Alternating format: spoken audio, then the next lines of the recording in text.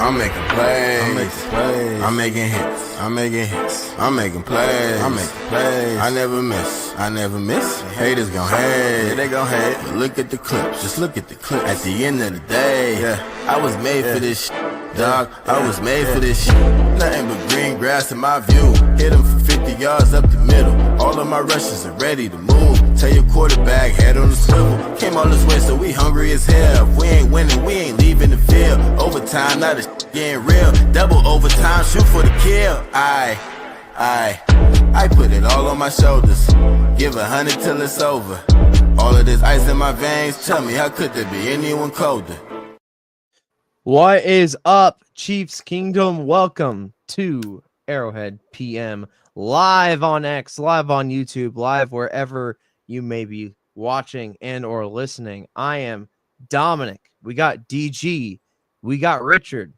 We got hopefully Trizzy and Corey as the minutes go by. But man, this is a very momentous episode for us. And we'll get into that later in the show. But obviously, NFL draft just happened.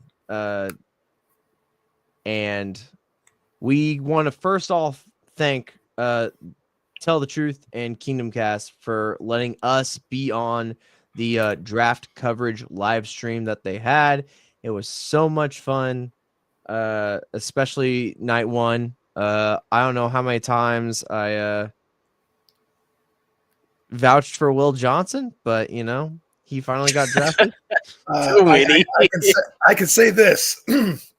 There were more times you picked Will Johnson than you got picks right. So I was hot until, hey, man, you know, until the first 10 picks. After the first 10 picks, I was cold as hell.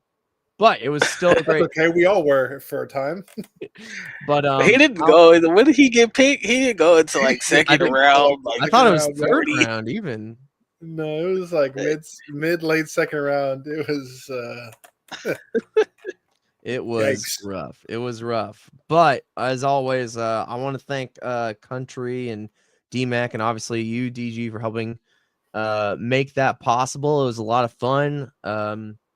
And you know, just hanging out with other Chiefs fans as, you know, something huge like this draft class is, it's nice to have that camaraderie. Obviously, like, we were a part of Kingdom Cast for a spell, and I'm glad that the relationship there is still strong. You know, shout out to the Kingdom Cast guys. They've always been great to us, and, you know, we are excited for the future for working with them as the years go by, you know, and just in general. But great show, and thanks for everybody that showed up. But we got to talk about the NFL draft in Green Bay.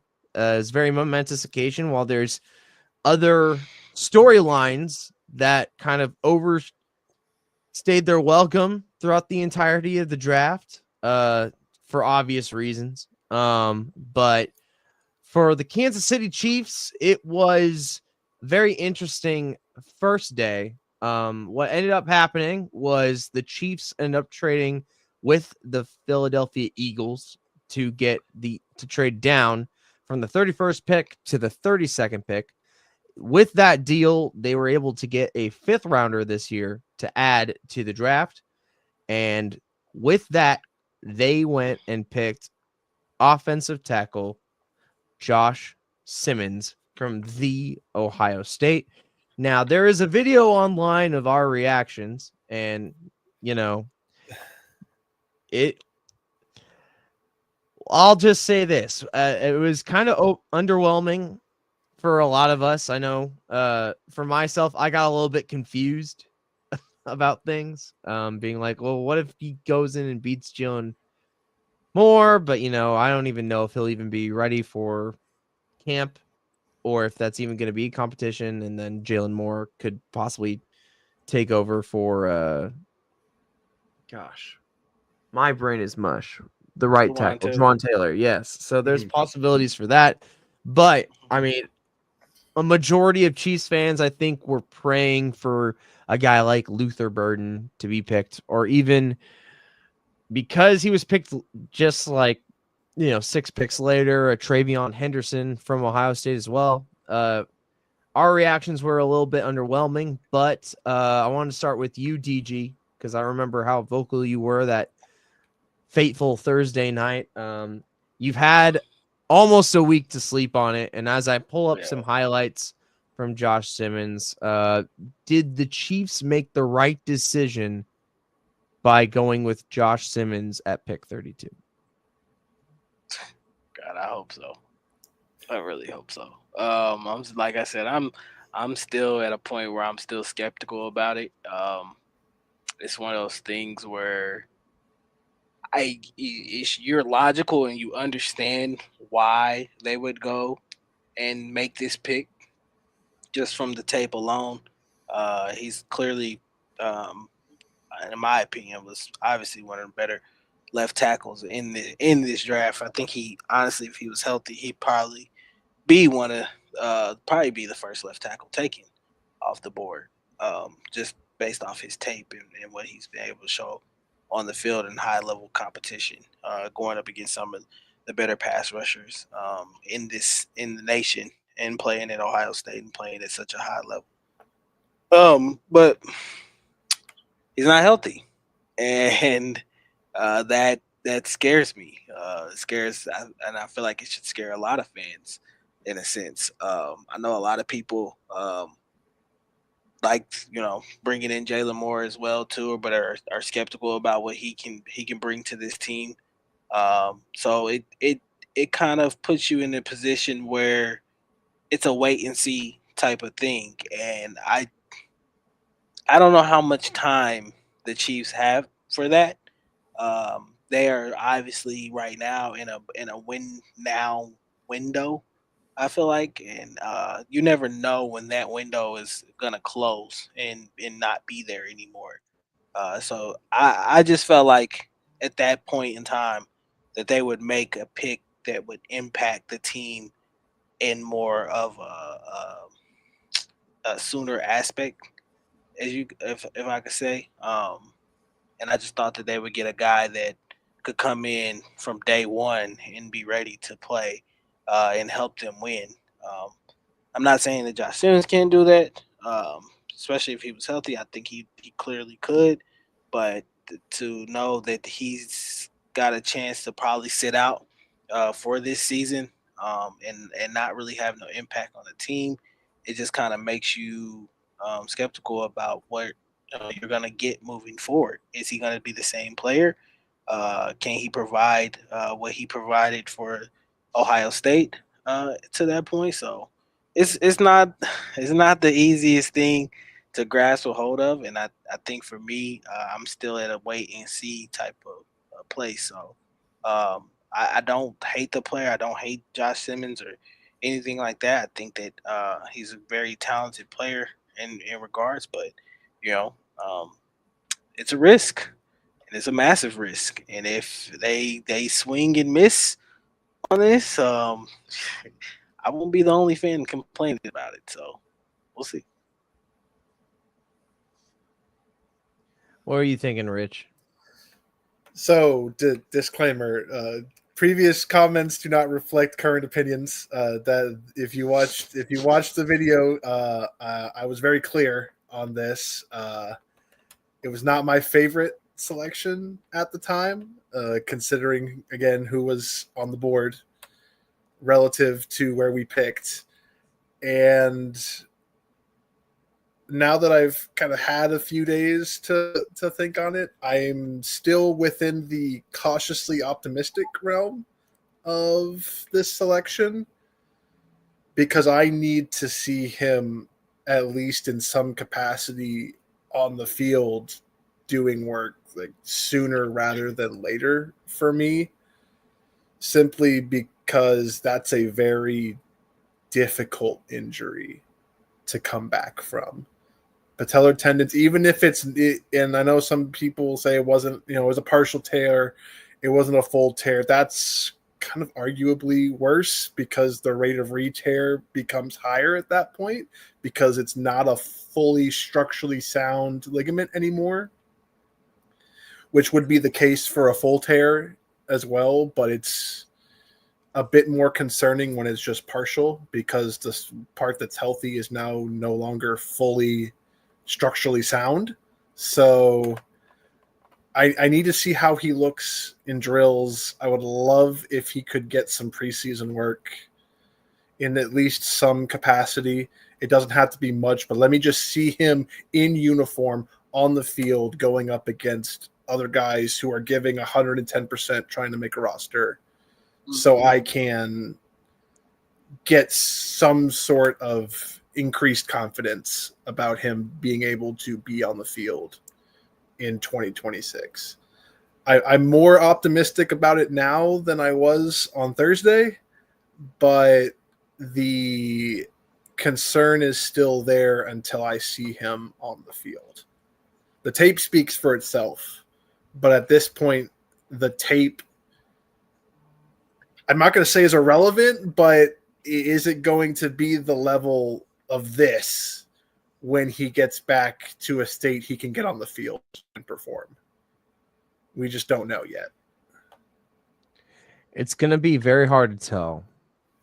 And I'm with you. I originally was like, if Luther Burden III is on the board, and I don't care who's there, you should draft him.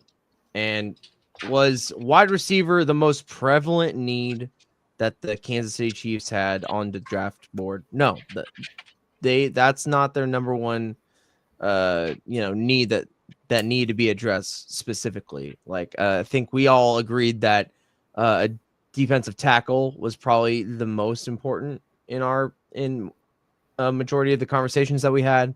Like we all liked Walter Nolan, and if Walter Nolan somehow, and it didn't happen, obviously, because he's that really good, he's that good of a player. But if he ever fell down to that, we were like, even for me, I was like, if Walter Nolan folds down and he's at that pick at 31, we get him over anybody else, even over a tackle, over anything. And I know, when Corey was on here, he was talking about how this draft of tackles is not the best. And I think one of the main reasons was with Josh Simmons, the injury was prevalent. But like you said, Rich, over the weekend, I'm just listening to all these experts tell me just how great of a steal that Josh Simmons was. To be able to get a guy that would have been the number one tackle off the board at 32, and the potential that he has to be a starting left tackle in this league, regardless of injury. That's all I heard all weekend, is that we stole Josh Simmons at the 32nd pick. If you talk to Chiefs fans, I don't think they have that same sentiment. And that's the main difference, is that on the on surface level, you're like, you got to steal for the guy, because he was going to be the number one tackle pick off the board, clearly, if he didn't get injured. But because that injury is so prevalent, and because the Super Bowl happened and we saw how the offense couldn't click immediately, and that could be because of, the tackle situation, or just the offensive line just finally getting gassed. But we wanted something flashier, something to make things just set a tone for what the draft was going to be. And I think a majority of us were just like underwhelmed. I don't think it's a horrible pick. It's just because there's so much uncertainty with Josh Simmons in general. And I'm rocking with him. I get the hype.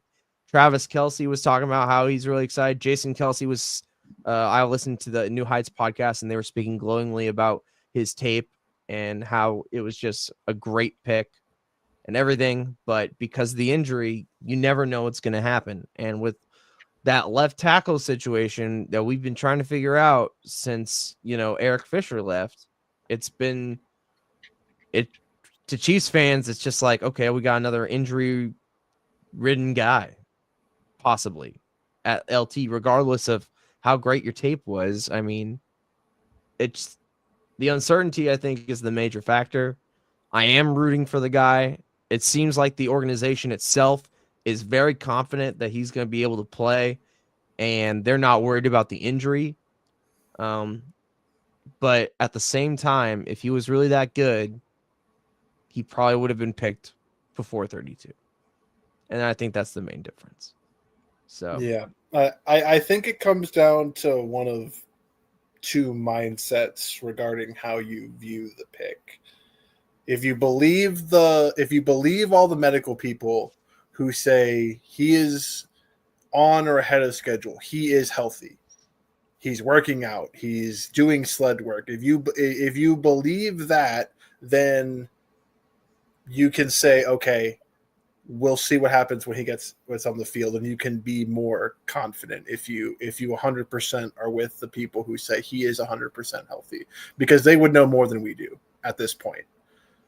The second train of thought would be, okay, well, if let's say he gets picked early despite the injury, would you still believe in a guy like a Josh Connerly Jr. who went 3 picks before as your left tackle, a guy who was a 4-year starter at left tackle? The Commanders are probably going to play him at right. We'll see what happens. Do you believe more? Would you have believed more in a Josh Connerly Jr. in a year than you do in a Josh Simmons in a year? And if the answer is yes, then you're still perfectly fine with the pick. So I look at it like it's not always great when your first round pick has a redshirt year, and we've been through this and are still going through it with Felix Anudike-Uzomah, who has gotten better every year, but people still want to unfairly judge a kid who's still growing and coming into his own as an NFL player. So I would look at it as just give it time, and in the end, we'll see what happens.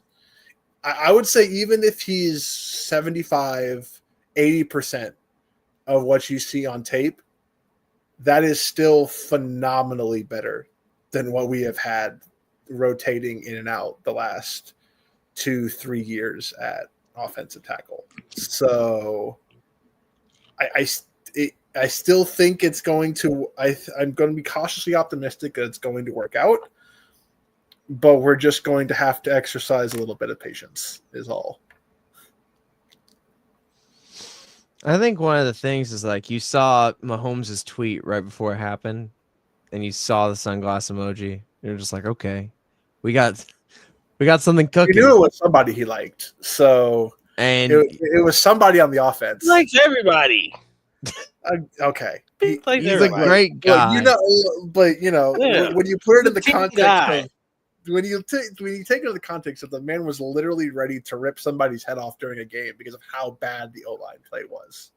Like you kind of got the sense that it was like, okay, they either picked Josh Simmons or they got an offensive playmaker that he's just going to go nuclear with. So, one of those two things happened, and so you just kind of have to roll with it at this point.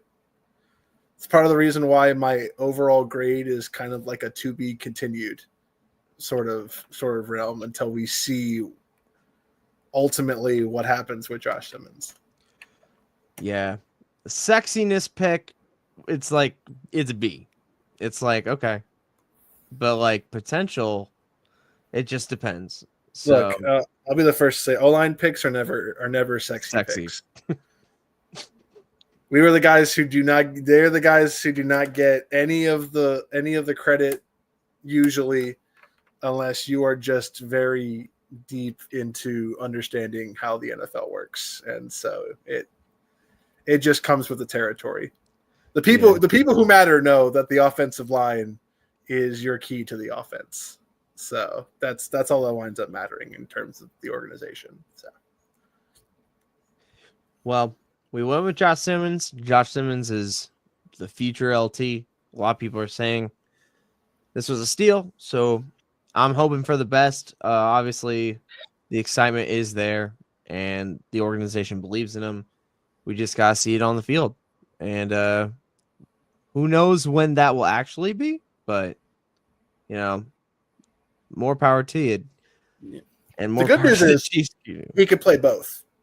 So if Jalen Moore balls out and decides to plant his flag as an option for left tackle in the future, then he's got 2 years of really good right tackle play. So you can go and put him on the right side when it's time to let Jawan Taylor out the door. So, it winds up working out either way, but, he's just got to get on the field first.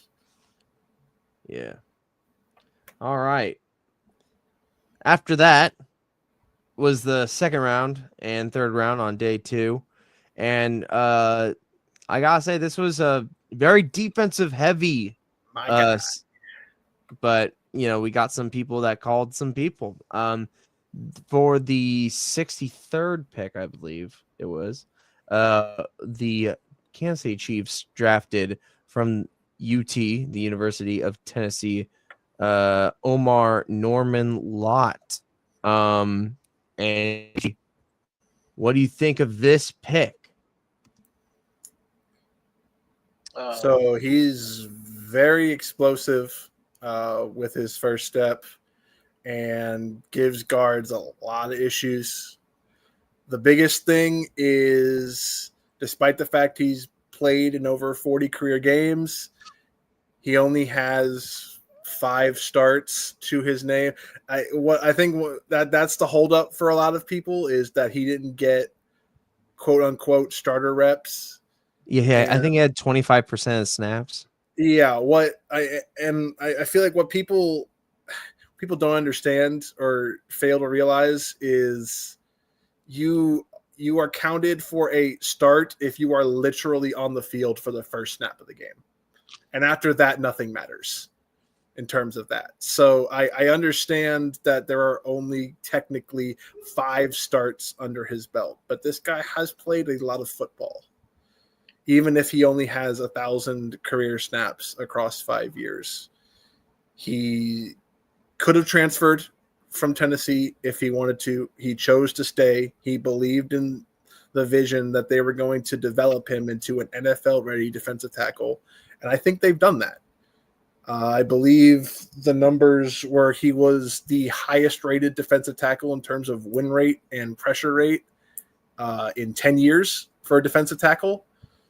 And to me, that says that's a guy who understands what his role is and how to maximize it, even if he's not going to get a ton of snaps.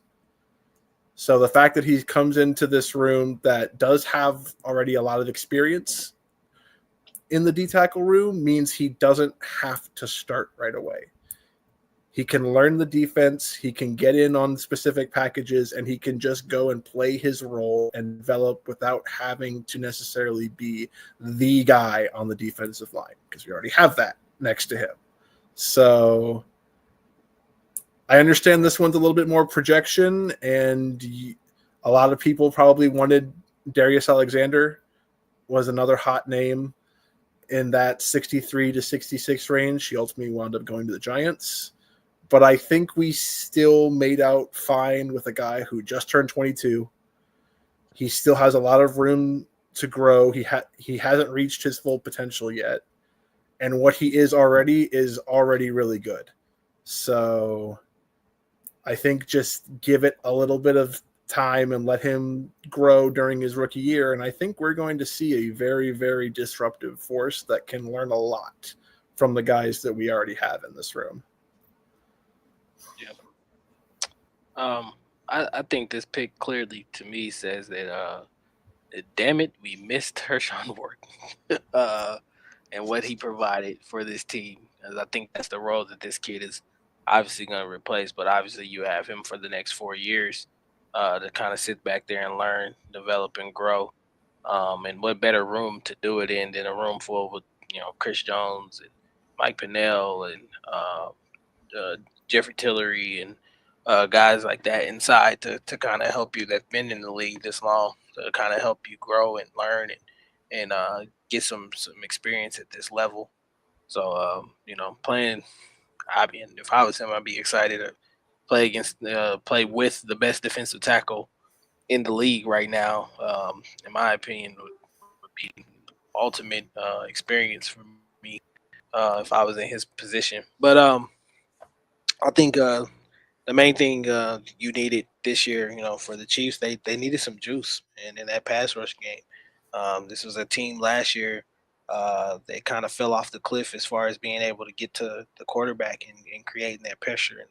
And the one way we know to be able to do that is to force that pressure on the inside. And I think that's what he kind of brings. So this is a situational piece, in my opinion. I think Joe Colin and Steve Spagnuolo kind of know what they already wanted, the intentions and what they were already going to know what they have for this kid, what he can do for them. He's got really violent hands. I don't think there was a guard last year in college football that you see in that clip right there that can handle him one on one. And I think there's going to be a lot of guards in the league that are probably going to end up having a little bit of trouble with him one on one just because of how his usage of his hands and things of that nature and how he explodes off the ball. I know a lot of people had their negative thoughts about him against the run and things of that nature, but from what I seen, that the couple reps that he was able to play against the run, he seemed fine to me. And that's not something that I expect him to do a whole lot of while he's here in his first couple years. So I think this is a good spot for him to come in and learn, be that situational guy. We all seen what they were able to do with a undrafted rookie free agent and Turk Wharton and turn him into a multimillionaire now and with the Carolina Panthers. And we saw how much Turk grew over the years, especially even in the run game, even getting better in that aspect of it. So I love this move for them. I don't know if a lot of people watch his presser, but he was uber excited to be a Kansas City Chief, and you could just tell he's clearly ready to come in and work and learn and grow with us. And so, um, yeah, I love the pick, man. I don't see why a lot of people don't like it. I know the reps and things of that nature is concerning for some people, but people have to also understand the college level, there's two, three other guys that are just as good as you that are trying to get their reps in as well too. And some of these colleges don't ask you to be a full time starter every down kind of guy. There's a rotation, and just because like I said, there's guys that are just as good as you that are playing right next side of you. So I think that this is an opportunity for him to really come in and get those reps, especially early on in training camp. I can't wait to see what he can do out there. I think he's excited to be here, and I think he's going to be a monster. I can't wait to see him on third down situations with Chris Jones in the middle.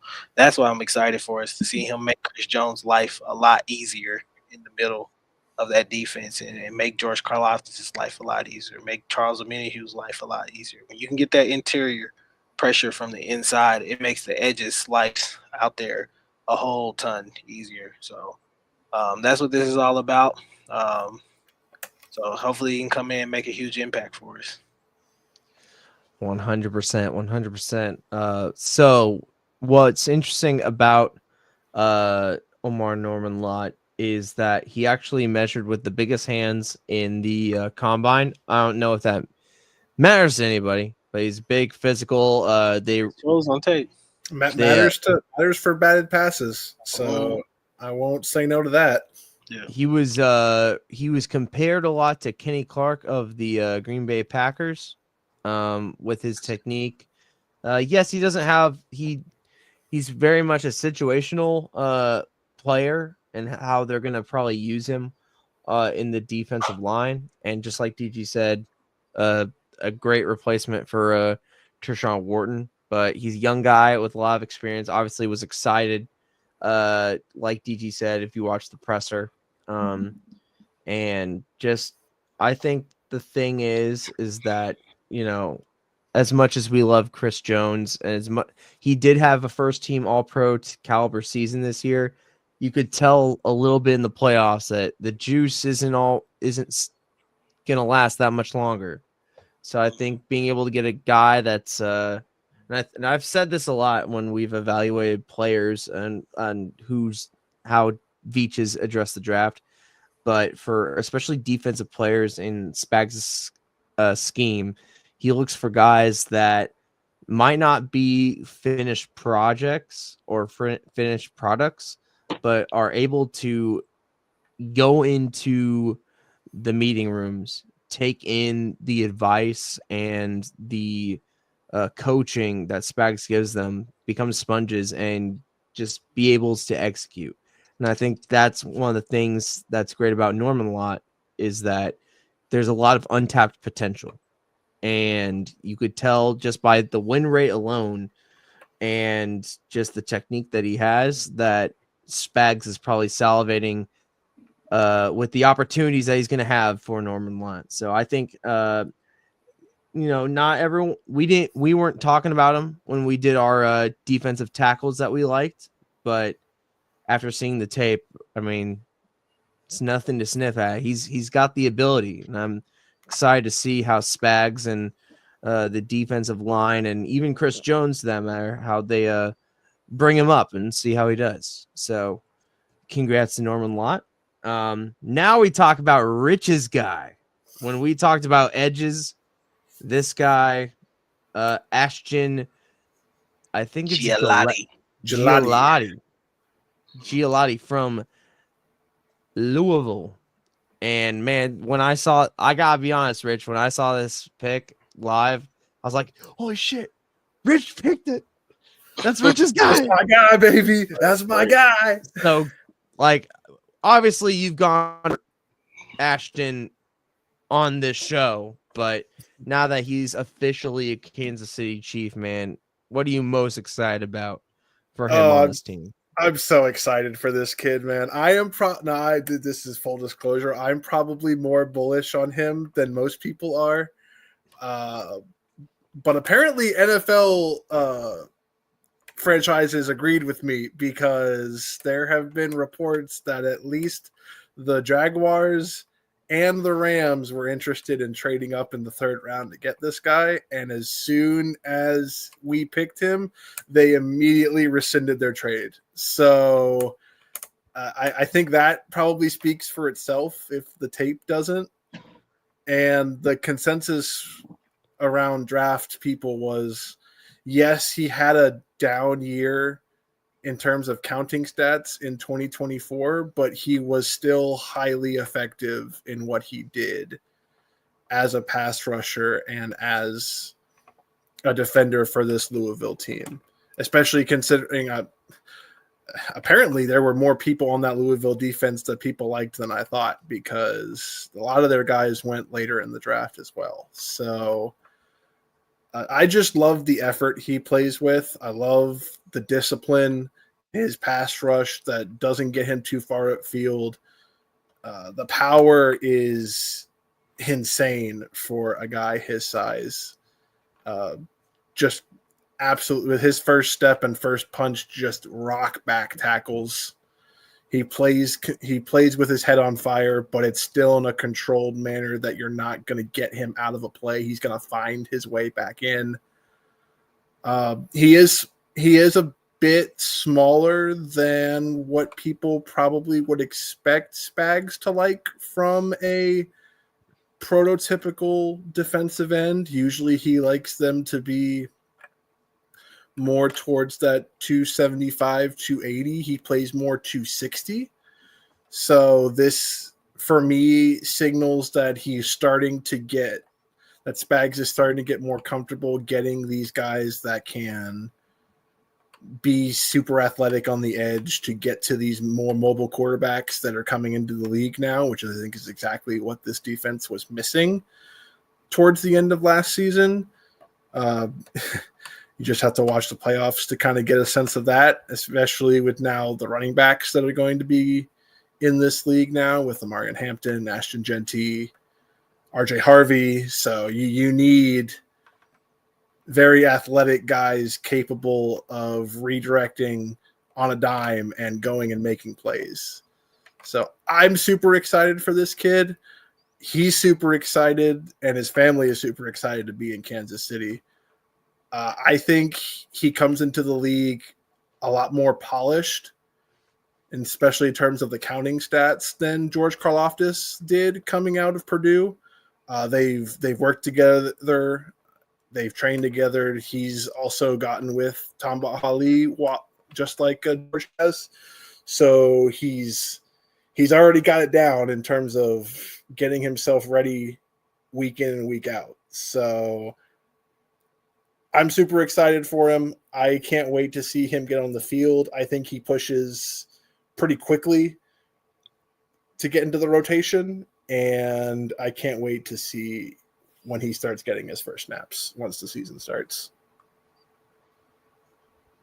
Yeah, I think he brings major juice to this pass rush. A lot of effort.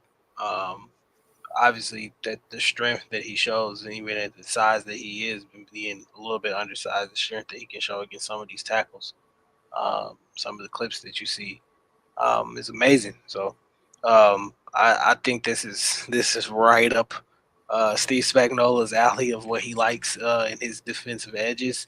The guys that are versatile, that can move to the inside. When I watched him, he kind of reminded me a lot of Mike Dana, what they already kind of have on this team. So I think this is kind of that replacement as well too. Obviously, very good against the run, but also very good against the pass as well too. I think he'll come in. I think he'll have a day one impact as well. I think he'll be a part of that rotation. It seems like he's already got a pretty good relationship with George Karlaftis.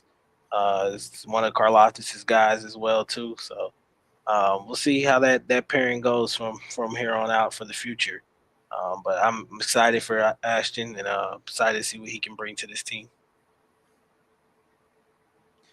Yeah, I think one of the best things is that he is already kind of familiar with George Karlaftis, who he like. The main reason we got an edge was to compliment George, and they trained together because they had a mutual college coach, and apparently, and this is a quote from Galletti, that he helped refine how I pass rush and helped me get to this level. He's kind of like a mentor for me. I don't try to blow this phone up too much. I try to respect his time, but now he doesn't have a choice. He's stuck with me. I think that's great to already have chemistry even before the draft with a guy like George. Just high motor, high energy. You could tell he's excited. Fun fact, his uncle was actually a diehard Chiefs fan, and apparently his uncle he kept telling everybody, he's like, you're gonna get drafted by the Chiefs, and it was able to happen. I like everything on the tape that he gives. I like how he's kind of sprinkled all over the line, so he has that kind of experience. I think Mike Dana is a good comp for him, and like we've mentioned in the past, his rack score is unreal. He is an athlete, and I'm excited to have him as a Kansas City Chief, and I hope with Spags' help, we'll be able to see him on the field at some capacity this year. I know, like we mentioned, FAU still on the team. We got Mike Dana. We got quite a bit on the defensive line that can make impacts, but I think with a guy that has a relentless motor that wants to get to the quarterback the way you can see on the film, it's going to add a little bit more juice to this line, because, I mean, we went from being one of the best sack teams for a while to last year just being like, how can we need a DB to get to the quarterback. That's how desperate we were. So we've needed guys who can pay off the insane amount of pressures that Chris Jones and George Karlaftis create on a consistent basis. And I think this is the guy who can take advantage of that, possibly even his rookie year. So I am very excited to see how he develops. And I think it's gonna be really fun to watch him within a couple years. I think so too. And later that round, in the third round, we got another defensive piece. We went with DB. We went with Noel Williams from California. He led the entire college football last year with 7 interceptions. Another need that we've kind of been struggling with is being able to take away the football, and adding him to the team hopefully will add a little bit of juice. DG, what do you think of Noel Williams on the Chiefs? Yeah, Noah was actually one of the guys that I scouted for our other show on Kingdom Cast. He actually ended up being one of my top 5 guys. His tape just pops off the film, man. Um, I actually want to pull up those notes. But yeah, the great thing about him is ball skills, man, are off the charts. Obviously led the nation last year, like you said, in interceptions with 7. Excellent route recognition as well too. He plays. You can clearly tell he plays great man coverage. I think he's got some development in zone, but I think that Spags will be willing to trust this kid on the outside, predominantly going up in man coverage, in press man. So he plays with great technique, man. I think he's going to be a great complement to Trent McDuffie as well too. I think that there are points in times where he can be a little bit of an inconsistent tackler. But I think that that's something that the Chiefs can obviously approach and work on with him for the part foreseeable future in his career. Might be susceptible to double moves at points in times, but I think he has great recovery skills as well. Also, a guy who I feel like is going to have a big impact on special teams his first year, in my opinion. So I love this pick, man. He's a smart kid. Knows what he's doing when he's out there. I hate saying things like this, but there are some cornerbacks on this team that might want to count their days with this kid coming in, because I fully think he's coming in to take somebody's job, and I think it's going to be soon rather than later. Excited for Noah Williams, man. He was out. He was my second favorite pick for us on draft day, on third day of the draft. So love it, man. Can't wait for him to come in, make an impact, see what he can do. Um, yeah, man. I think the Chiefs got an absolute dog, and it's crazy that you find these kinds of guys in the third and fourth rounds. When this is how good the draft is that there are guys like this on day 2 and day 3 that you can go get who led the nation in interceptions. You would think a guy like that would be, a first round pick or something like that. But yeah, for him to be here, man, it's exciting. I'm glad the Chiefs and Bravich and them went this route. It always feels like they're kind of 2 years ahead of these types of things. So this could be a type of thing where they're planning for Christian Fulton to have a couple good years here, and then maybe price himself out of here, and then Noah Williams kind of takes over for that role and is your CB2 for the future alongside of the Chick. So we'll see how it goes. Got kick returning ability as well too. I know Dave Toll loves that. So we'll see who wins that job in training camp. But excited to have him here, man. Kick return probably will be where he tries to get on the field early. My guess is Dave Tobe had some. I agree. He probably had some sort of say in this. His recognition skills are phenomenal. I mean, that fake punt, he diagnosed that immediately. So I love his play recognition. Obviously has a nose for the football. One comp I've seen floating around is Kobe Bryant on the Seahawks, and if we get that is okay by me in the third round. You will absolutely take that. So another one of those picks that may not be necessarily day one impact, unless he just has a great preseason, but you can see the vision. And now this cornerback room feels prepped for just about anything, I feel, coming up within the next couple of years. Obviously, we have extension talks to think about, Christian Fulton's only on a 2-year deal, so there's still some things that have to be settled. But in the meantime, I would try out this cornerback room against anybody. So, and it helps get Trent McDuffie back into the slot where he is at his best. So, yeah, sure. I definitely am on board with this pick overall, even if I wasn't necessarily expecting it when it happened.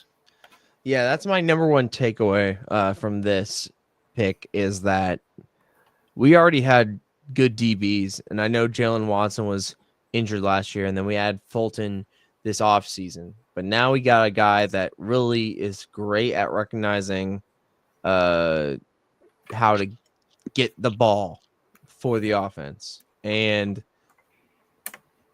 one thing that we've really struggled kind of for the past couple of years, kind of since Tyrann Mathieu, I think, has left, is the ability to take away and cause turnovers. And that's something we've struggled even when we went back to back. We had some cool defensive plays, but nothing to sniff about when it came to it. I felt like the only way we could take away the ball is if Trent McDuffie stripped the ball out of your hands and fumbled. And we need more than just strip fumbles. We need to take the football away. And I mean, Trent kind of got a little bit hot. I mean, he only got 2 interceptions last year, but those were his first 2, and good for him. But adding him to the field really juices up that back end. He'll probably, like Rich said, be a special teams guy, which maybe Sky Moore won't have to focus on being a special teamer anymore, which is great for him. But There will be a lot of fun battles in camp. I'm excited. This draft class made me very excited for training camp because there will be a lot of interesting battles. I was gonna say the next guy we might talk about might take Scott Moore's job. he might take more than Moore's job, But yeah, man, there was a lot of over reliance on really, really good tackling and stopping people on 4th down the last couple of years. And I think this kind of helps get back to being able to actually take away the football and not have to rely on making every play perfectly to get the defense off the field when you need it. So it'd be nice to score on some of those interceptions next year. I think. He can do that too. So that's you can go put on you can put on the Miami tape if you want to see that. So for sure, probably the best endorsement you can get when you pick off the number 1 overall pick. So and then we go to day 3 of the draft. Now this is where a lot of Chiefs fans were like, all right, this is where we finally get a running back. We're finally going to get a running back. DJ Gins is there, Devin Neal was a big topic. Damian Martinez, who was not drafted. No, yes, he was. Yeah, 7th round.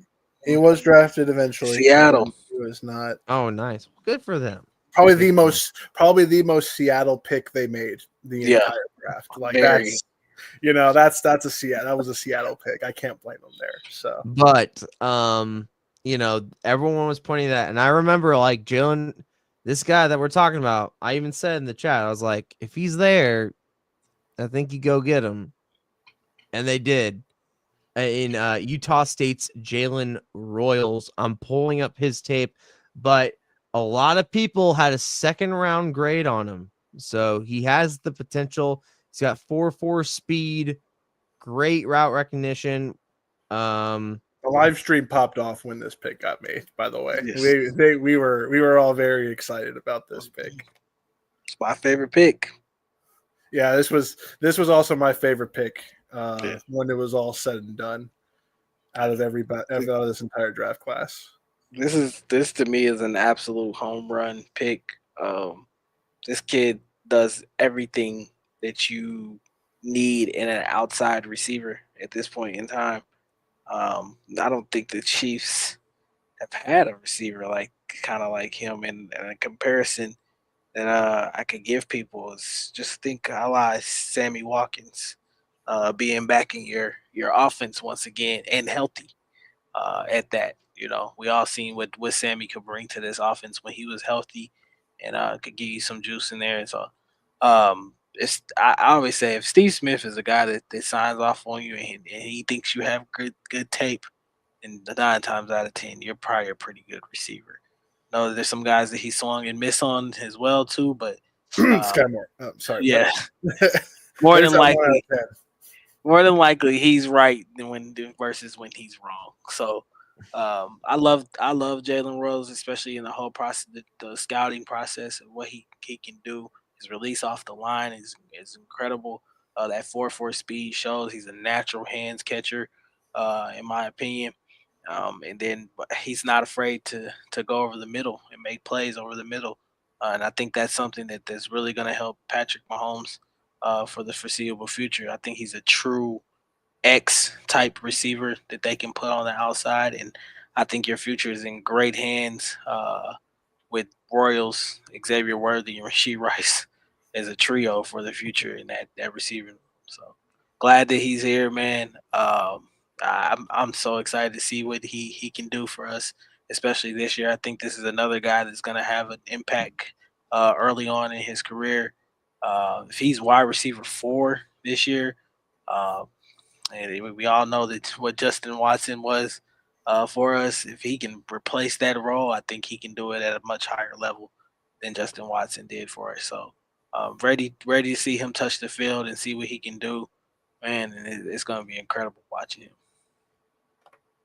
Getting him in space is not recommended if you're a defense. He eats zone coverage up pretty much every time he touches the ball. But is also not afraid to go up and make a contested catch. He will absolutely go and do that for you as well. Yeah. I think the Sammy Watkins comp is pretty spot on. He can also return kicks, so this will be a very interesting returner battle between Dave him. Tobe was cooking. No, Dave Tobe probably had a field day with this draft. I mean, my God, we'll get to another one later. That's also going to be in that. Dave Tobe is ecstatic with this draft class. So, oh man, this is going to be the return battle is going to be very fun, and we could see some very great returns come back to KC, the likes of which we have not seen in a very long time. So this could be very interesting moving forward. I'm very excited for him. I think he's probably wide receiver 4, 5 out the gate, and when it's all said and done, I agree with DG. He's probably your wide receiver 3 long term if he does exactly what he did at Utah State. If he played the full year at Utah State, I don't think he's a Kansas City Chief. Or we have to take him we have to take him much earlier. Yeah. I think the reason why he fell where he did was, well, first it's Utah State, so you have to ask yourself, does the lower is he just a man among boys, or is this real production? And he got hurt and didn't finish the year, but was still able to come back at the combine, test, and do all that great stuff. So we'll see. This is a great value on day 3. So I can't wait to see him once training camp starts and see where he carves a rollout for himself early on. Catch, man, that one-handed catch was sick. The skills, the skills are right there, man. I can't wait. He has the potential to be very, very good. Yo, what up, Trizzy? How you doing? Fellas. We're good, What's Triz. What's going on? How we doing? Good. We're good. We're talking about the steal of the weekend. Yeah, Jalen Royals, man. Brett Veach cooking on day 3, a tale as old as time. Yeah, man, this is great value right here at especially in that round. We get a guy like Jalen in the 4th, at the end of the 4th at that. A guy with good body control. We haven't really had this over the last couple of years where we got a bigger body X who can separate at the top of routes, who can also separate himself down the field. It'll cause some matchup problems for us. But I think the biggest thing with adding a guy like this, like you said, is those kind of those catches where we not sure who's gonna come down with it. Him being that big and athletic, will have him allow him to make those plays down the field. And not only that, just the way that we're able to scheme guys up. You think about this offense and what we want to get back to. I think kind of having threats from all over the field was kind of what made us special, right? And you think about adding a guy like Jalen to already, what I think is a good receiving room with Hollywood. Obviously, we know what Rasheed is, and we seen Xavier Worthy's growth, the first round draft pick last year.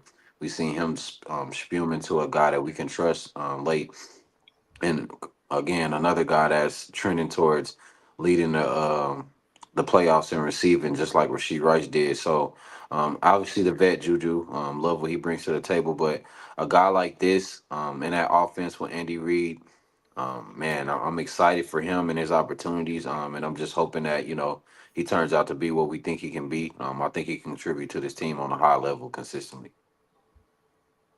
100%, 100%. So He knows how to I, get I open, will. which is great for Andy Reid. We've needed that for a bit. So I think what I really like about Jalen Royals, like you guys, I freaked out when I saw the pick happen. I was at my bar, working, and when that pick happened, I was like, steal, heist of the century, all that. I mean, is he going to be the best wide receiver in the draft? Who knows? But with the value that he has at the fourth round, no less, and I know some people had him as high as like the seventh or sixth or seventh best wide receiver in the draft. So huge value, especially in the fourth round. A lot. And the thing is, the theme of the entire draft, I felt like, was a lot of sliding. Now, there's an obvious name of who really slid the most, but there was a lot of slides down. So a lot of great value kept slipping, but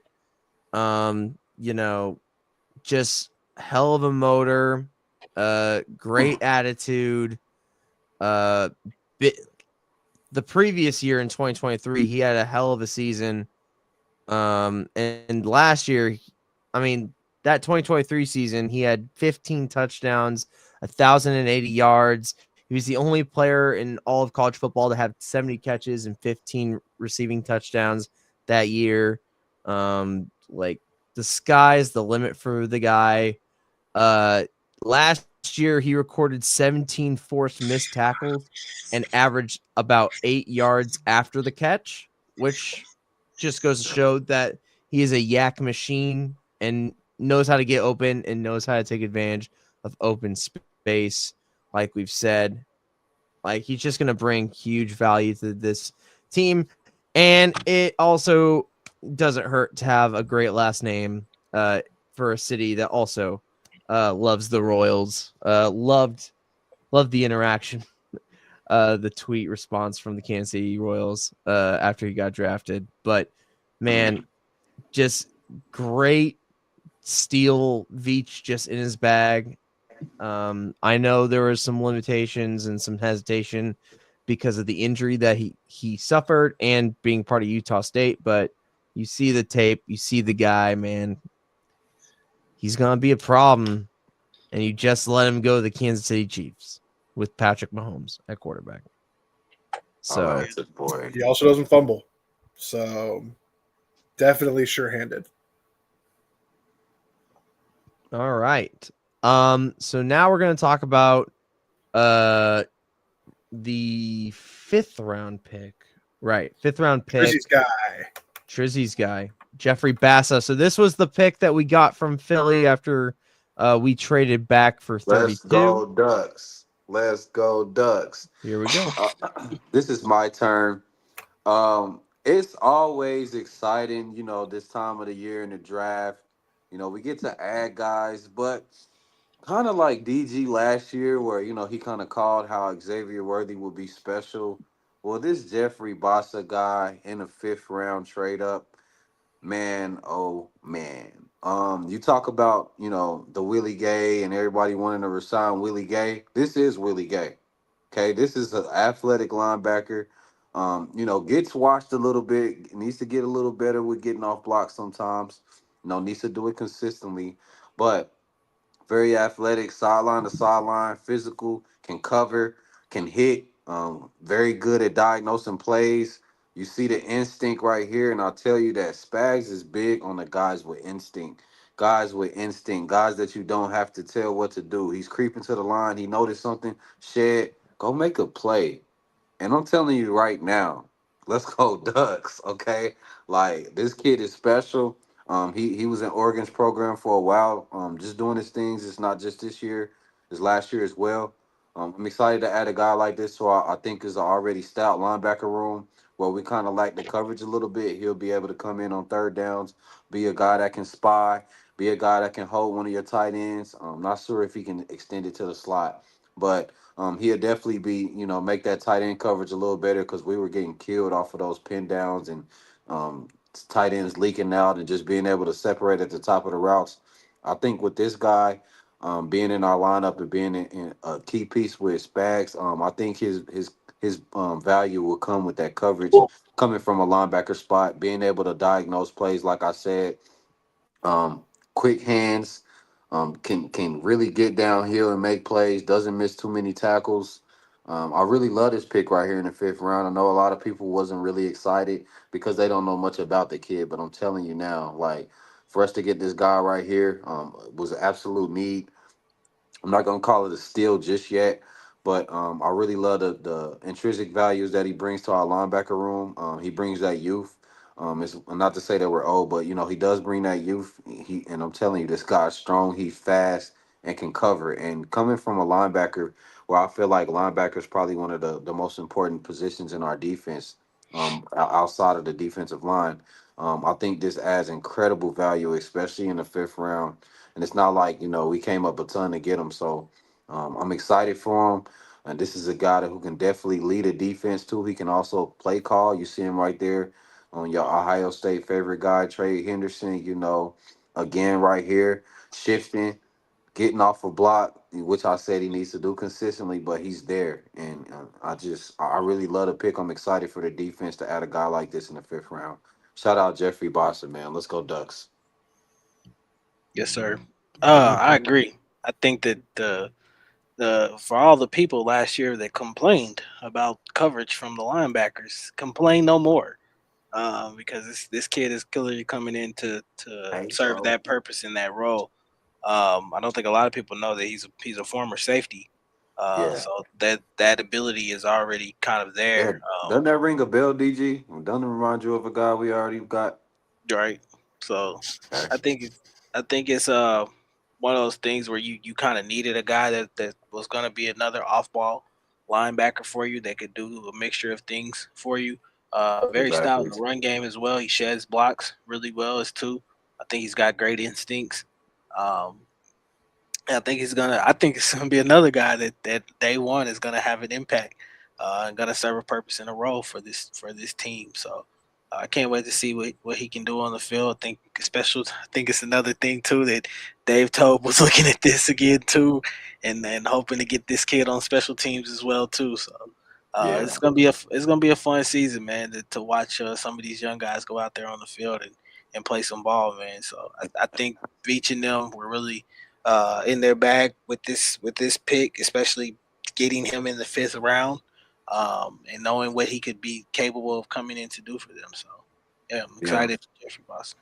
And another thing I wanted to add also, if you think about kind of where our defense was last year, and I think guys like Christian Fulton, right, and obviously the third round pick Noel, in that regard, obviously they will be better with coverage, but those situations, where I feel like maybe we're in a playoff game and I ain't gonna say that we didn't have the guys, but sometimes that what was killing us was the fact that Leo Chanel had to come off the field in some of those heavier sets. With a guy like Bossa, we don't lose that ability to get downhill, that aggressive nature that Leo Chanel brings to the team.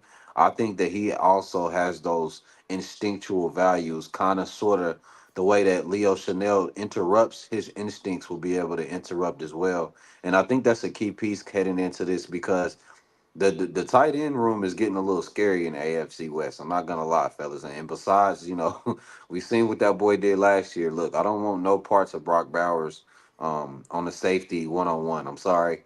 I don't want to see it.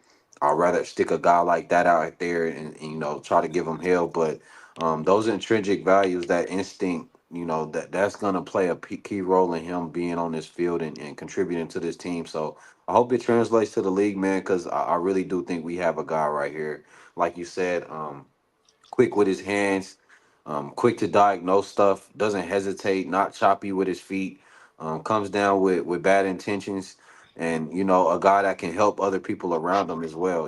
This is a guy who's been calling defense and calling plays, so this tells you that he's a guy that the coaches trust over the years, and that he had that memories and film and just having that IQ as a football player. And not only just being a football player, but being in that defense and playing a role. I mean, this is again that's just instincts right there. Like you can't coach some of those things and some of these plays that we're seeing from him. So I think it's great value, man, and I think he, like you said, DJ, he can come in and contribute from day one. Yeah, multi-year starter, 250 career combined tackles. Uh, I believe he was a team captain as well at Oregon, wasn't he? I mean, I know he Yeah, called defense, but he he was. called the Sure plays was. too. Let's go Yeah, Ducks, yeah, he baby. was a team captain at Oregon. So just really smart, really great communicator. I mean, you see it on Look film. at the size, Rich. He's Look at the calling it size, out. Rich. He Look at the understands size. what's Look at the going on play. back there. Look at the play. It was the reason He's, why we had one he's of the best defenses last year. All yes, right. he is the guy who got everybody organized back there, and Exciting, when man. he was Exciting. off, the defense was off. Like Exciting. it started with his communication and diagnosis, and that's something that It's Spags a hell of will a play. really be able to take advantage of. Leo Chanel is in the last year of his deal, and Drew is probably more on a year-to-year basis than people would probably guess at Yeah, first Drew. Yeah, at first glance. So he's the Drew linebacker Tranquil was one of those more needs. under talked about needs Sneaky when it needs. came Yeah. to the future of this team. So I think this was another one of those, like the Noel Williams pick, kind of a 1-2 years ahead of the game type of pick. I had him and Small Munden as my best coverage linebackers in this draft.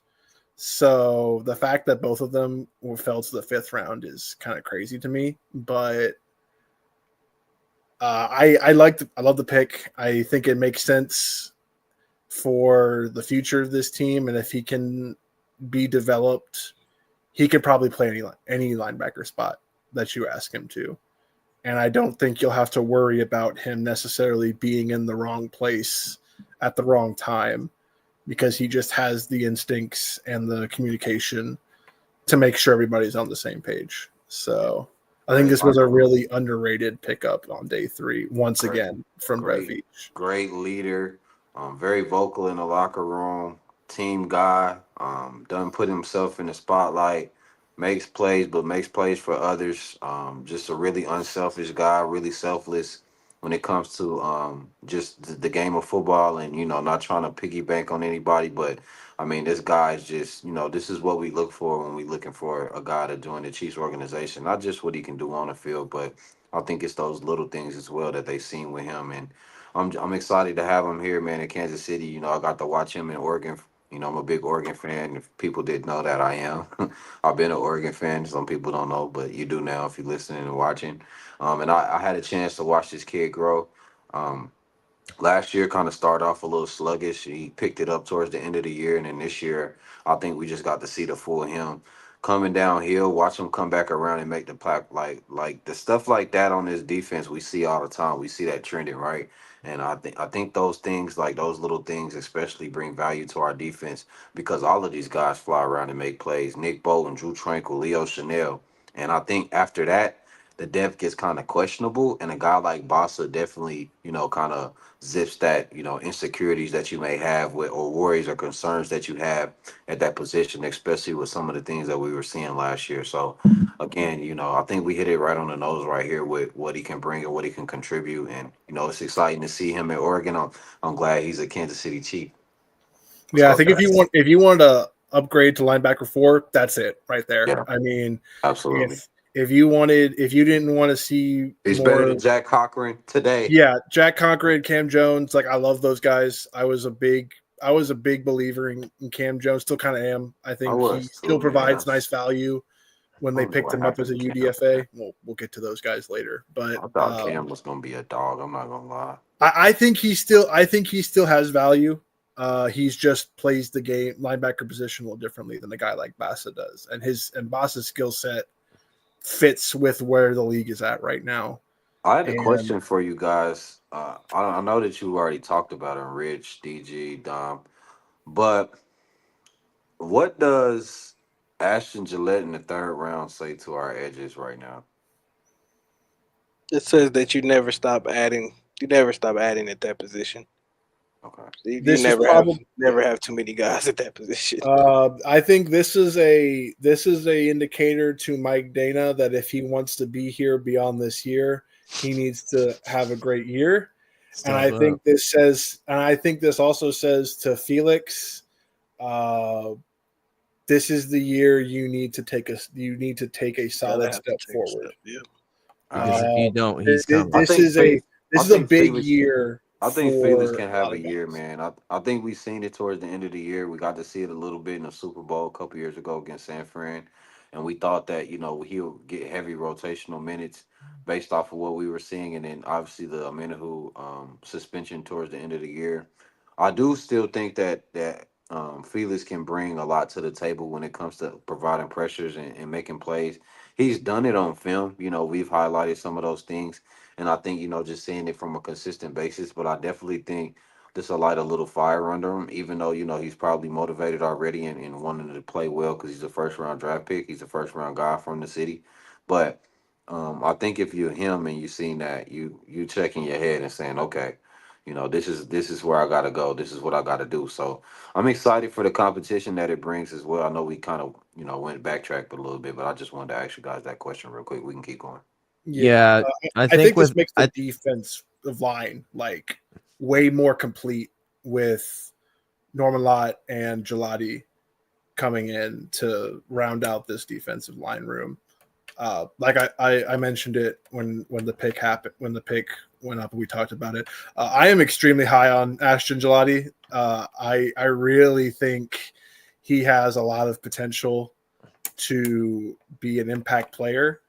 And when you get other guys behind him, like a Bassa that could help him make plays, when he's able to cover those tight ends that might get the motor guys like Gelati and George more sacks. I think that just helps the overall defense. So I think I think the theme of this draft was value, and there's a lot of value in the picks and complementing the overall defense that Veach has done this year. So I'm excited. There should be a lot of good competition for a lot of guys this year. Hey, Jody. Yeah, I think that with a pick like Ashton, they saw how they went from one of the most prolific get to the quarterback teams ever since Mahomes got there to we can't get a sack. We can't get a sack. We need Trent McDuffie to blitz in order for us to get a sack. We need DBs or linebackers to be that extra spy to get the sack instead of getting our front four, because Chris Jones is great, but if he's double and triple teamed the whole time and George isn't getting to the quarterback, there's not really much we can do. I mean, respect to Felix, respect to Mike Dana, and we only had for the second straight year half a season with Charles Amenahue, but we need to address it. And if that means more depth, or a guy that has experience with a guy like George Karlaftis, which Ashton does have because he already has chemistry with him. They have the same coach. George is very much a mentor figure to Ashton. I think it just adds more of a not just competition, but like addresses the need of like, hey, we were really good at this, and we need to get back to it in order for this defense to truly be great. And even with the amount of sacks that they didn't get last year, they were still one of the best defenses in the league. So adding another high motor guy that can get to the quarterback and very versatile, I mean, it's only going to bode well for the Chiefs going forward specifically. But I agree. last pick. So this pick, the annual let's trade with the Patriots pick. Keep the traditions Where this alive. happens every year. The AFC Um, East, man, we always seem to trade with them. So we went there. So the biggest question is how are we going to address the running back room? Our star running back is a 7th round pick. How are we going to address that? We are going to address it with another 7th round draft pick in Brashard Smith. That's just, I thought that was kind of funny hindsight wise, but I mean, you look at the tape for 7th round value. I really like what we got in Brashard Smith. Converted from wide receiver to a running back. He was part of the Miami Hurricanes for a while, and then final year he transferred to SMU, and the numbers and tape kind of speak for themselves. Oh I'm my gonna God. just say a couple of things, man. He set the single season program record for all-purpose yards with 1,977 yards. He averaged 141 all-purpose yards per game, which is about 8th in college football. Had 1,300 yards, which was the 4th most in his school history, and was 2nd in the ACC. Career high in receptions and receiving yards. He's a dual threat back. Scored 18 touchdowns, 13th in all of college football, and 2nd most in the ACC. Like, the guy's a dog, and to be able to convert from being a Oh wide my receiver to God. being a great receiving back, I mean, the one thing I think was kind of missing a little bit last year, and I know Rich has alluded to this a couple times, is our screen. As much as I like Samaje Perine and he's a dog, and I'm sad that he's gone and with the Bengals of all teams. The one thing we were missing is the screen game. I think that is not going to be a problem anymore. And being able to work not only alongside Pacheco, but with Kareem Hunt, Elijah Mitchell. There's going to be huge competition in the running back room, and adding a guy like this, especially for our passing offense, especially with a guy like Mahomes to sling the ball to. He's got great hands, great speed. And SMU, they made the college football playoffs. I mean, and he was a big reason why they did. Regardless of the result, they played really well to get there, and he was a huge reason. I mean, look at the speed in general. Got quick shiftiness. Not just the speed, it's the I love it. vision, it's the man. Like when you say we missing that juice, we ain't had that juice. You know what I mean? We ain't had like we've had some apple juice. We've had a little bit of You want orange juice? juice. Oof. This boy got that cran mango juice. You ever had cran mango from Ocean Spray in the morning? You ever had that type of juice? Go back to this play. Like that boy got some feet on him, my God. And to see a running back and our offense actually follow the block, jump cut in the right hole, and hit the hole, like this kid, Beautiful. like hot take here. Not sure what it's gonna look like or how it's gonna happen quite yet.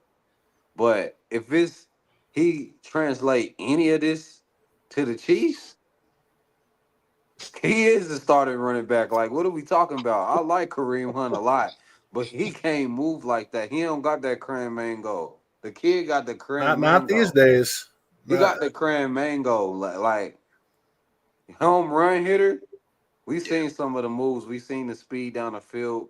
The catching the ball out of the backfield with Andy Reid in his. Goodbye. Goodbye.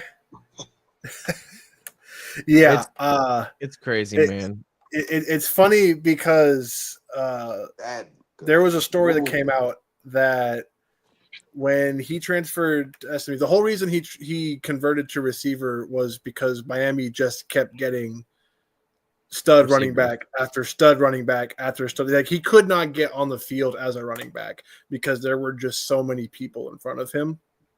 You mean as a Uh, receiver? as a Yeah, you mean receiver as a or as a receiver, running yeah. back. Like they just kept getting stud dude after stud dude after stud dude, and he just couldn't get on the field. So that's a big reason why he transferred. So he transfers to SMU, and he has the initial conversations with Rhett Lashley, who had just recently gotten there himself, and the conversation comes up that hey, why don't we put you at running back? Ironically, because he was watching Isaiah Pacheco film from our 2022 and 2023 Super Bowl runs. And he's like, wait a minute, that's Brashard Smith. And so he brings this up to him and says, hey, let's put you at running back so we can get you, the reps that you won, get you on the field and get the ball in your hands. He's like, okay, sure. And the next thing you know, he's got 1,900 all-purpose yards. So I love the vision. The receiver skills obviously are what jump off the tape at you. He's a natural hands catcher. He doesn't waste a lot of movement when he goes out for routes. I think he's the third down back from day one in this offense. If he picks everything up right away, I think he's easily the best change of pace back that we have on this roster. Think Damian Williams type. Think those great change of pace backs that Andy Reid always seems to get in his offenses throughout the years. Look at this, bro. Like He's not quite 200 pounds. He's a little bit on the lighter side, more toward that 190 than that 200, 205. I think if he puts on another 5 pounds and gets to that 200, 205 range, I think you can use him more reliably in between the tackles so you can get him more touches consistently. Once again, Dave Tobe is going to love this guy because he also can return kicks. So this return battle is going to be very interesting come training camp. yeah, Nico And lost that battle, bro. I'm gonna tell you yeah, right now. if you watched any SMU at all and you saw some of the stuff that was coming out about Brashard Smith, when running routes, he had a 25% target rate. If that tells you how much faith that both Kevin Jennings and this SMU offense had in throwing him the football, that says a lot. That's a massive target rate for a running back. Even for wide receiver standards, that's a pretty large rate of target when you're asked to run routes. Probably will need to refine his pass protecting a little bit, just because he is on that smaller side, but he is willing to do it, and he does show the want to in doing it. So I think you can work with that. And I think it just goes to show how deep this running back class was, man, that you can get a guy like Brashard Smith in the 7th round. This was a historically deep class, and he probably in any other year probably goes earlier on day 3, like that round 5. Definitely round 6 range at least. Yeah, I'll keep it short and simple. I already know Andy Reid is drawing up a wheel route against a linebacker for him, and he's gonna absolutely cook whoever's guarding him, just with his speed alone. And I cannot wait to see it. So, home run ability is what they needed. You miss in this backfield. I know a lot of people are skeptical about how many carries or how much of the workload can he handle and things of that nature. I don't think that's what they're bringing him in here for. I think they're literally bringing him in here for to be that change of pace type of back, and I think him and Isaiah Pacheco are going to be an elite 1-2 punch, man. When you put this kid into the game, defenses have to change how they play. There, you won't be able to stack the box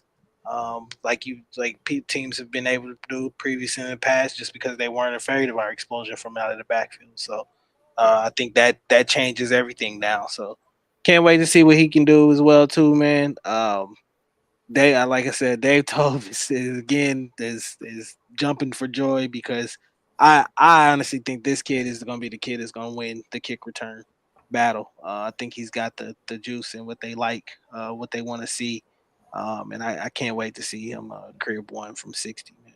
Yeah, he got that cran mango, man. All right. Speaking of that, and that's the entirety of the draft. I know this is a little bit early, but while I have you guys here, I thought we could grade how we thought the draft went as a whole, and then go from there.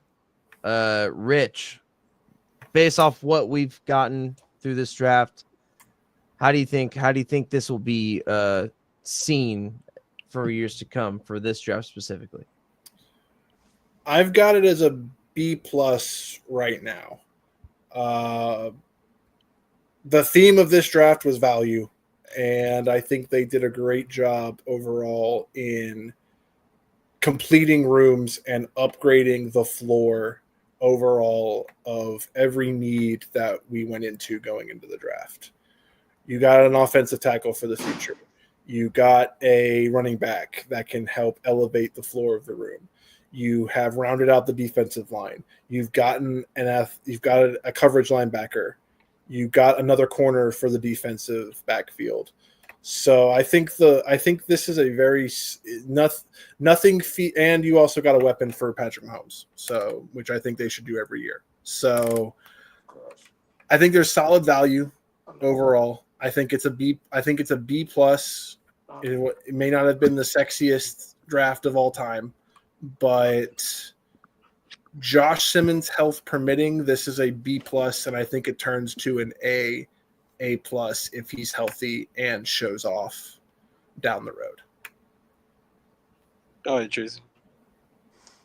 Yeah, I agree. Kind of what you said. I have it at an A. Just getting the guys at the value where we got them at. And then, with some of the guys coming off the board that we really liked, and then obviously the whole just how the board fell to us, and what they were able to get. You get Noah in the third round.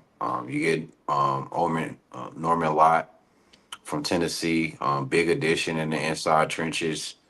Josh Simmons, like you said, if that health pans out, it's an A draft for me. Depending that, obviously we need to see what happens with him.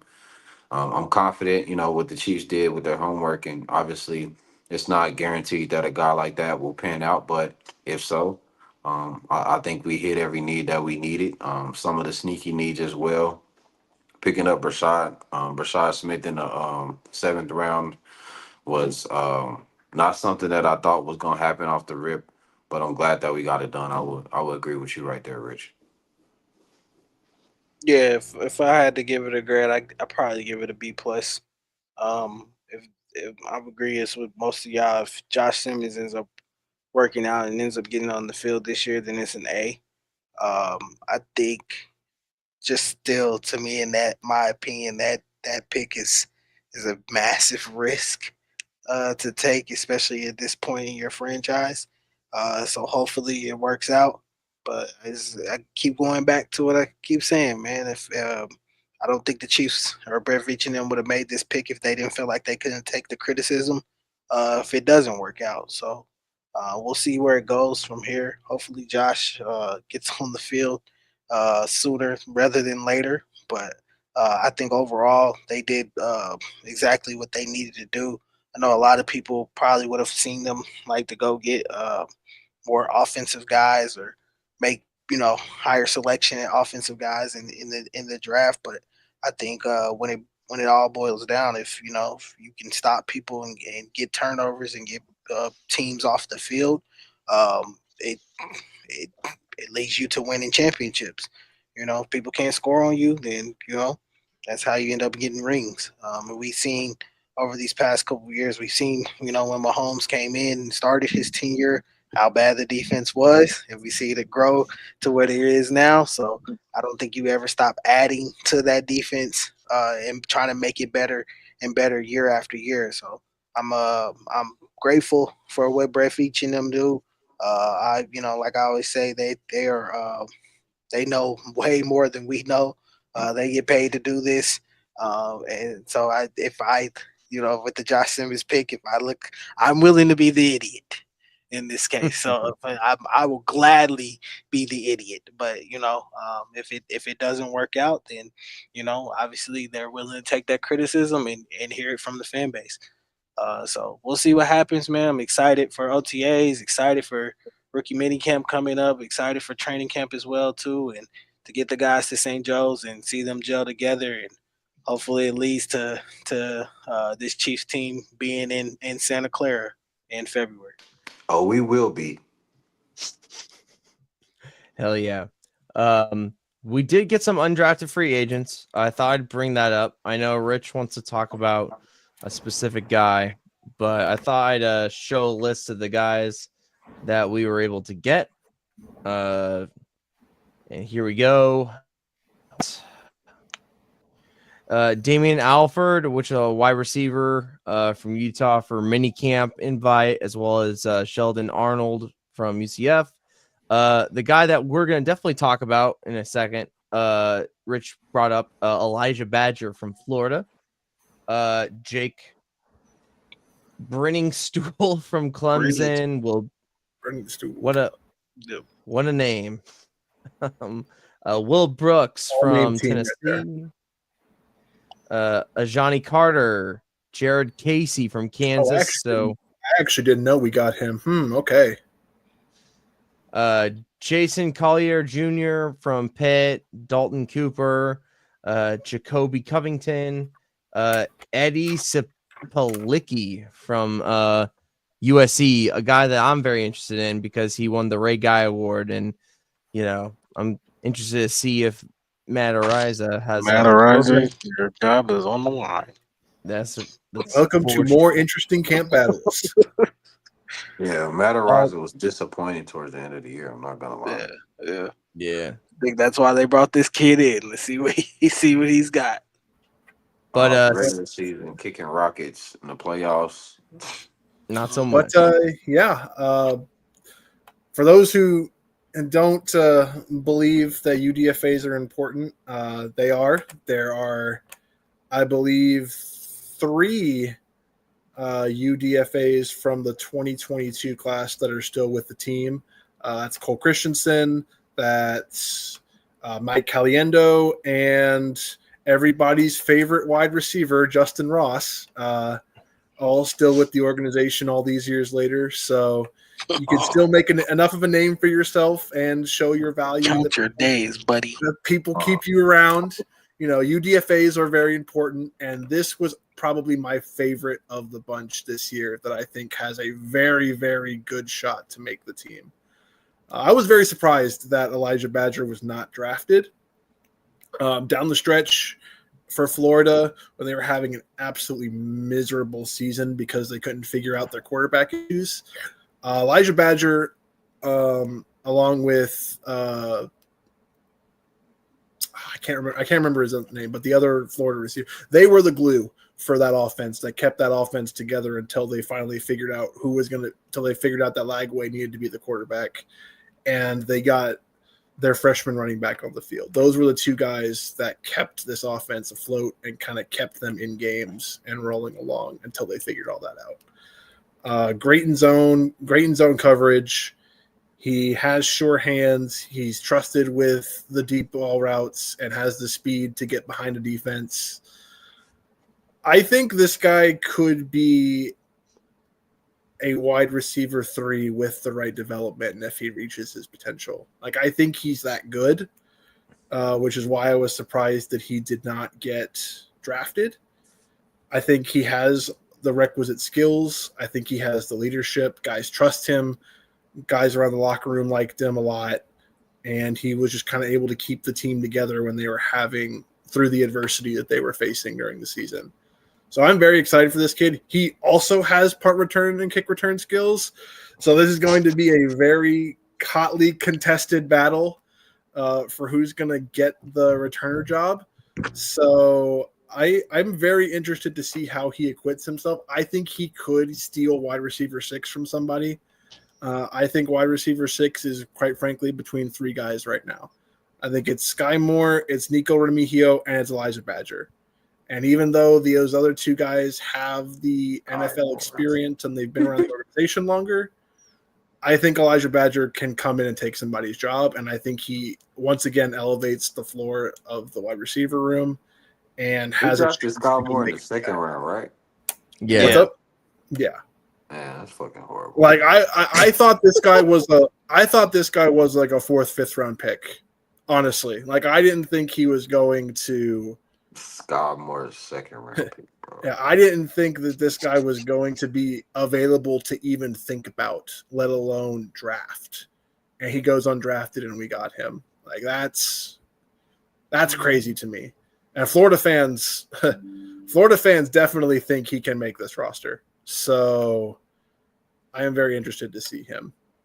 It was I was very torn between both him and Jake Bringstool as to who I thought was my favorite. I think Elijah Badger can come in and elevate this wide receiver room as a whole. Very excited to see him and what he does in training camp. I'm not gonna lie, guys. The fact that I'm doing the math here and Sky Moore was a second round pick. It's really bothering you? That's really bothering me. Yeah. Look, I think his job's on the line. Like, I really do. There's too much talent in this wide receiver room. There's too many guys who do the same things that he has attempted to provide. I was going to say, I think the only reason he makes this team, what has he done? I think the only way he makes this team is because he's a second round. He's a second round pick.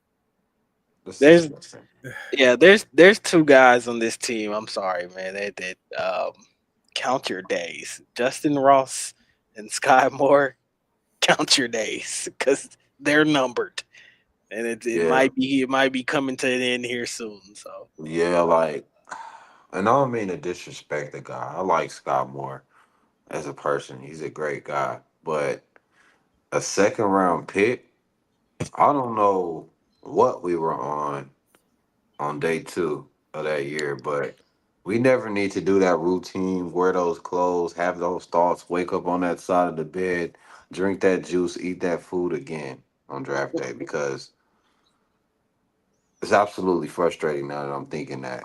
Yeah. I think the only way this guy doesn't make the team is if he gets hurt or if he just doesn't have a good training camp in preseason. I just think the skill set's there. Andy can make it through Andy camp, baby. Yeah, I just think he has the requisite skill set and zone, and he has enough speed that he can get away from press man coverage. That I think Andy can find a way to help him make plays. Wide receiver room is definitely interesting, but I'll tell you what, 1 through 5 is not even a question at this point. We're just looking at 6, but there's gonna be limited time when if Dirty Rice come back on when Dirty Rice come back off that suspension, baby, and then we got. That's how I think he can take advantage of that. If he gets it does come out baby. that Rasheed gets suspended. I think the whooping that we took in the Super Bowl was like, hey, we got whooped. Rasheed Rice, no suspension, baby. That's how I feel. And hey, now, it could happen. What a trade-off. We don't know what the legal process is like. Get his ass out of here. Suspend him for 8 games. We'll see what happens with that. But 34 to 6, man. Hey, Rasheed, don't do it again, baby. If he does, Royals and Badger could come pick up that slack. So I really think he could. I think he has a very, very good chance to make this roster, man. It's going to be really interesting. Jalen Royals is nasty, bro. I've been watching him. Between him and Badger. Side note, chat. I've been playing with Brashawn Smith on NCAA. My clips are insane. I got like Yeah, 7 he's got kickoff like what returns. 90 Oh my plus god, speed it's nasty. on NCAA. He It's is nasty on NCAA. Like I'm gonna clip it up. I gotta put the clips up, y'all. It's disgusting. Dom, Soon give as we him the good drafted him, news, Dom. Give him the good news, huh? Yes, Okay. sir. that's So good news. we gotta talk about that this is the very last episode of Arrowhead PM.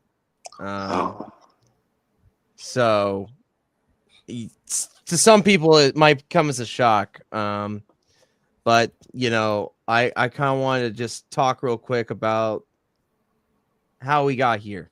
So, you know, guys like Ross, shout out to Ross for basically starting this. You know, he got me on. He had got him and Ethan started Arrowhead Spaces on X on Twitter to bring Chiefs fans together, and I think it was a big success. Obviously, that we still try to do this day. Last year, though, in the middle of the season, obviously, some logistics kind of got in the way. We were part of Kingdom Cast. We weren't part of Kingdom Cast. Things happened, and you know, Ross decided to take a step back for the team, for us to kind of grow and make our own thing of it. And then at some point, he decided, and you know, respect to Ross, he wanted to step down. So Ross was no longer with Arrowhead AM or PM in any facet by the middle of the season. So we decided, sorry. I brought up that I think it's time that we need to end Arrowhead PM but create something new. And what we've decided on, and we don't know when the first episode of our newest iteration is going to be, but I just wanted to say I wanted to thank Ross for making this group and making the spaces and bringing guys together. I wouldn't have known DG or Trizzy or Richard or Ethan or Corey without Ross and him constantly. I just remember specifically that 2023 season always getting DMs being like, join the space, join the space, join the space, and then being invited to be a part of this group. So obviously credit where credit is due to Ross for cultivating a great environment for Chiefs fans to connect and grow. And that's how we got this show. But because he left and because of that situation, and, you know, we decided that we're going to go in a different direction. And as I pull up what we're going to be, we have a new logo. We got a new show and everything. We don't know when it's going to happen. But as I'm pulling up, we are changing from Arrowhead AM and PM to 142.2 The Kingdom. sir. Hey, talk Yes, to me a little sir. bit with Yes, DG. You mind sir. talking a little bit about the We've been having to hold this in 142 for part? weeks, How do man. we come up with that part, DG? Yeah. So like Dom spoke about, man, all good things must come to an end. You know, Except for the definitely Chiefs. appreciative of what Ross was able to build for us here at Arrowhead AM and PM, man. I've been part of this since the beginning. But you know, new beginnings have to happen at some point in time. 142.2, the Kingdom podcast is coming soon. We just basically came up with that name. We wanted to keep it Chiefs related. We were going over names and just trying to come up with stuff and ideas, and everybody's bouncing ideas off of each other. And I think we landed on this just because it represents the stadium, Arrowhead Stadium, the city. Obviously, everybody knows the decimal record that Arrowhead broke a couple years back at 140.2.2, and then of course, being the kingdom, being the dynasty that we are, winning the rings that we are. We wanted to keep that name in there as well, man. We want to make this as open to our viewers as possible as we can. So we feel like we want to be able to have the city be a part of this as well too, man. So that's the basis behind the name. Hopefully you guys love it. Gonna have a vision of trying to treat it like kind of similarly like a radio station or whatever, but man, it's gonna be a good thing for us moving forward. I'm excited for the guys, what we be able to do underneath this name, the merch and everything, man. Moving forward, it's gonna be phenomenal. So hopefully you guys are supportive and continue to keep following us, and we'll see where the journey takes us on. It was a long journey to get here, and Mhm. it's not easy to make changes and Facts. to move forward when you think that what you have is good, and what we do have is good.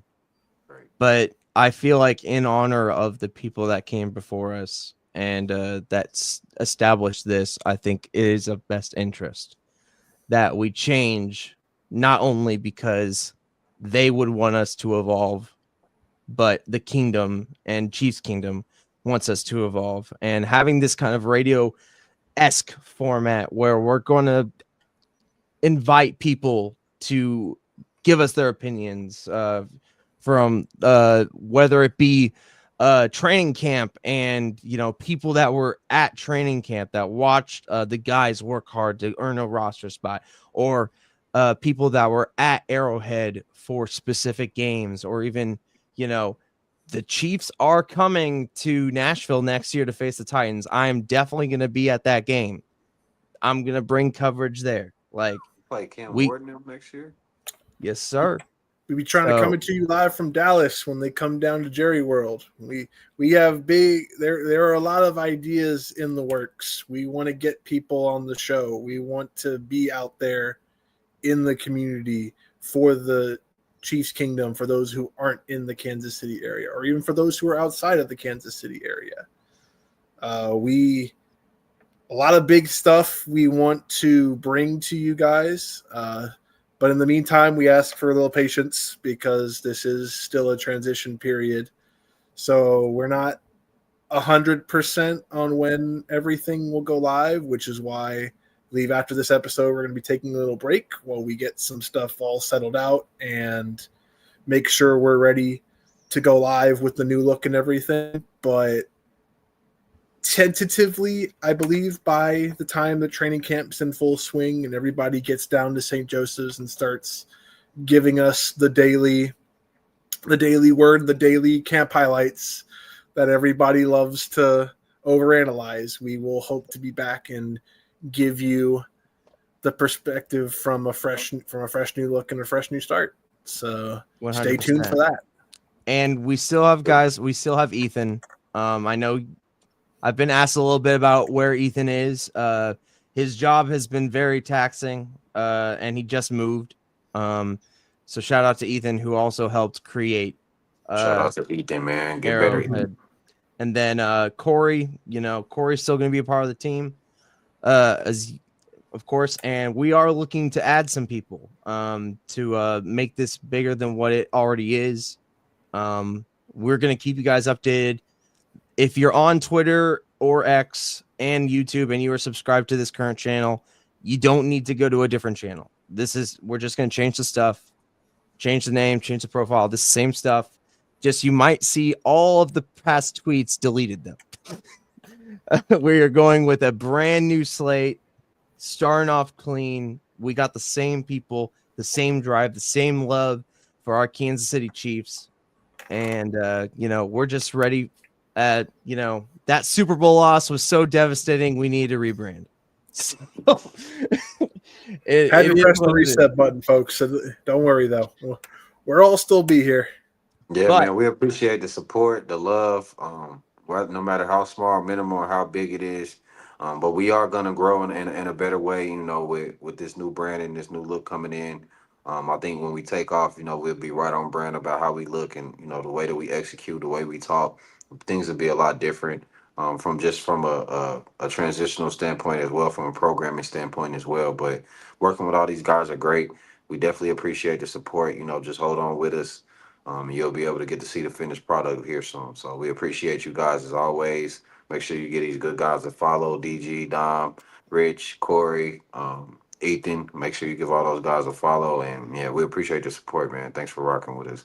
Shout out Kingdom Queens. Shout out Tell the Truth. Shout out Kingdom Cast. All you guys, keep pushing out there, man. And then DG's new show with college football. Make sure y'all tap in and support that as well, man. Hell yeah. The greatest thing about Chiefs Kingdom is that we're all supportive of each other. And we constantly make each other better because that's what our team does for not just the city, but for the fans. And I think what this next step for us is a love letter to not only our love for the team, but the love of the city that they represent. So, but as much as we are excited for that, we have one last thing to do, and that is to finally sign off for the final Arrowhead PM and AM. We will bring back Spaces, probably under a different name. But, guys, for the last time, take it easy. See you sometime soon. Go Chiefs! Peace. Love y'all. See ya. I put it all on my shoulders. Give 100 till it's over. I told you.